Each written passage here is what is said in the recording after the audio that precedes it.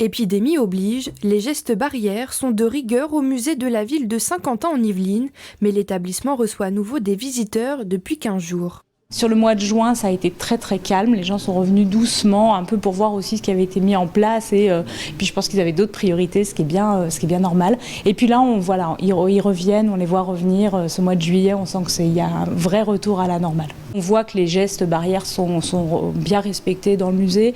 Et puis on est sur une fréquentation qui nous permet d'assouplir un petit peu. Donc on va avoir une jauge limitée à 15 personnes dans les espaces du musée. Et on a supprimé le sens de circulation, mais maintenu par contre l'obligation du port du masque et la distanciation physique.